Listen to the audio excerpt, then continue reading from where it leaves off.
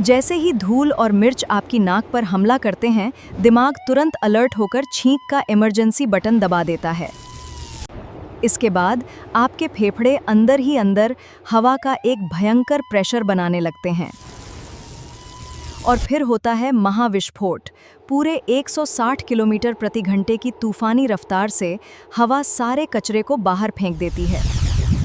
यानी छींक आपकी बॉडी का नेचुरल एंटीवायरस है। वैसे आपके घर में सबसे डरावनी छींक किसकी है? कमेंट में बताओ।